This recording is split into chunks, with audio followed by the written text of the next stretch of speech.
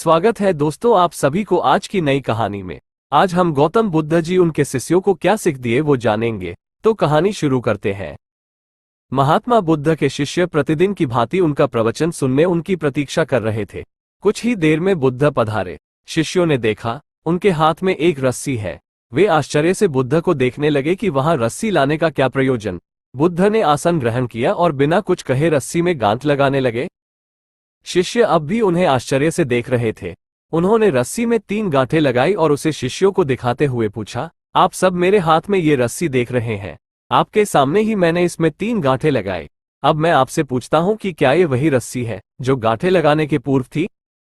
एक शिष्य खड़ा हुआ और बोला, तथागत, मैं इस रस्सी को भिन्न भिन्न दृष्टिकोणों से देखूं तो आपके प्रश्न के भिन्न उत्तर पाता हूं।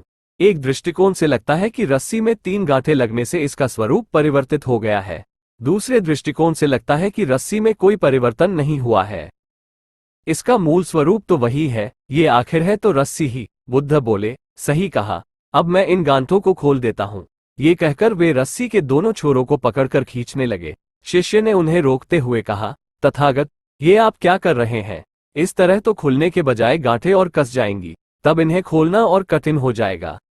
तो तुम ही बताओ कि इस रस्सी की गांठों को कैसे खोला जाए? बुद्ध ने पूछा। तथागत, इन गांठों को खोलने के लिए पहले हमें ये जानना होगा कि ये लगाई कैसे गई हैं। ये जानने के बाद ही इन्हें खोलने का प्रयास करना होगा। सही कहा। बुद्ध बोले, रस्सी और इनमें लगाई गांठों द्वारा मैं तुम्हें जीवन में आने वाली समस्याओं के निवारण का सही तरीका बताना चाहता हूं। रस्सी जीवन है और इनमें लगी गांठें जीवन में आने वाली समस्याएं। जब भी जीवन में समस्याएं आए तो पहले उन समस्याओं का मूल कारण जानने का प्रयास करो। कारण जान लेने के बाद ही उनका निदान संभव है। लोग ये जानने का प्रयास ही नहीं करते कि समस्या उत्पन्न कैसे हुई और उसका समाधान खोजने में लग जाते हैं। प्रायः मेरे पास समस्याएं लेकर आने वाले पूछते हैं, मुझे अत्यधिक क्रोध आता है, इसका निदान बताइए। वे कभी जानने का प्रयास ही नहीं करते कि उन्हें क्रोध क्यों आता है। वे अहंकार समाप्त करना चाहते हैं, किंतु कभी ये जानने का प्रयास ही नहीं करते कि उनमें अहंकार उत्पन्न कैसे हुआ। बिना समस्या का मूल जाने उनका निदान संभव नहीं। समस्याओं की जड़ समझ जाओ और उन्हें जड़ से ही समाप्त कर दो। तो दोस्तों, इस कहानी से हमें ये सीख मिलती है कि समस्याओं के समाधान के पहले अच्छी तरह सोच विचार कर ये जान ले कि समस्या उत्पन्न कैसे हुई। फिर ये जानने का प्रयास करें कि उसके निवारण के लिए क्या किया जा सकता है। निवारण का तरीका समझ में आने के बाद उसके निवारण में जुट जाएं। समस्याओं में उलझे नहीं, शांतिपूर्वक विचार कर उन्हें सुलझाएं। दोस्तों, आपको समस्या समाधान पर बुद्ध कथा कैसी लगी?